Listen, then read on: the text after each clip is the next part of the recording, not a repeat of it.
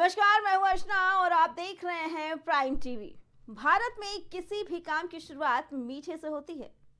अब बजट जैसी महत्वपूर्ण चीज हो तो हलवा खाना तो बनता ही है। दरअसल बजट की छपाई से पहले हलवा सेरेमनी हमेशा से चर्चा में रही है।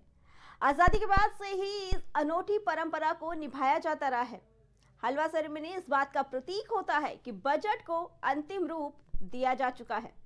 तो आइए जानते हैं कि इस अनोखी परंपरा के पीछे क्या है दिलचस्प कहानी। क्यों होती है हलवा सेरेमनी? बजट से पहले की अहम रस्म होती है। दस्तावेजीकरण के बाद मनाई जाती है रस्म। गोपनीयता और अनुशासन का प्रतीक होती है रस्म। बड़ी कड़ाही में बनाया जाता है हलवा। वित्त मंत्री सहित अधिकारी लेते हैं सेरेमनी में भाग। सेरेमनी के बाद होती है बजट की छपाई शुरू। हलवा सेरेमनी का आयोजन बजट की पूरी तैयारी हो जाने के बाद किया जाता है।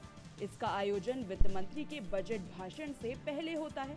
बजट बनाने में लगे लोगों की कई दिनों की मेहनत रंग लाती है। इस वजह से इस समय उत्साह का माहौल बना रहता है।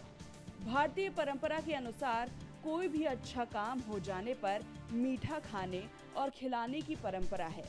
इसीलिए बजट बनाने वाले अधिकारियों का हलवा खिलाकर मुंह मीठा कराया जाता है। हलवा सेरेमनी के बाद क्या होता है? हलवा सेरेमनी होने के बाद बजट के लिए प्रधानमंत्री से मंजूरी ली जाती है और उससे जुड़े दस्तावेज छपने के लिए भेजे जाते हैं।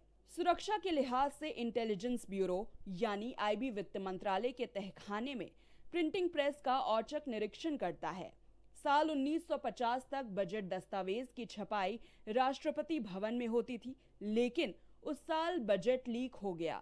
इसके बाद इसे मिंटो रोड और फिर बाद में नॉर्थ ब्लॉक के बेसमेंट में ट्रांसफर कर दिया गया। आपको बता दें कि वर्ष 2022 में कोरोना महामारी के समय प्रोटोकॉल को देखते हुए हलवा सेरेमनी का आयोजन नहीं किया गया था। उस साल बजट का दस्तावेजीकरण भी नहीं हुआ था।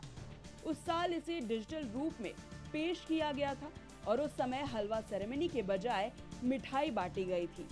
कोविड के बाद फिर से हर साल हलवा सेरेमनी का आयोजन होता आ रहा है। हलवा सेरेमनी के बाद बजट छपने वाले 100 से ज्यादा कर्मचारियों और अधिकारियों को नॉर्थ ब्लॉक से बाहर जाने की अनुमति नहीं होती है और उन्हें फोन चलाने की भी अनुमति नहीं होती है। ये लोग 10 दिन तक नॉर्थ ब्लॉक के बेसमेंट में ही रहते हैं। ये लोग वित्त मंत्री के बजट भाषण के बाद ही बाहर निकलते हैं।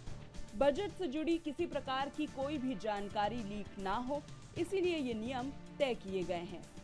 डिजिटलीकरण के इस युग में बजट प्रक्रिया में कई बदलाव हुए हैं, लेकिन हलवा सेरेमनी की परंपरा आज भी कायम है।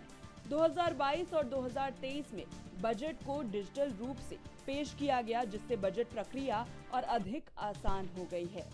हालांकि हलवा सेरेमनी आज भी एक संदेश है कि प्रशासनिक प्रक्रिया भले ही समय के साथ बदल रही है, लेकिन पारंपरिक मूल्य अभी भी संरक्षित है। तो इसी तरह बजट पेश करने से पहले हमारे देश में भी हलवा सेरेमनी की जाती है। ये थी हमारी खास रिपोर्ट। बाकी खबरों के लिए जुड़े रहें प्राइम टीवी के साथ।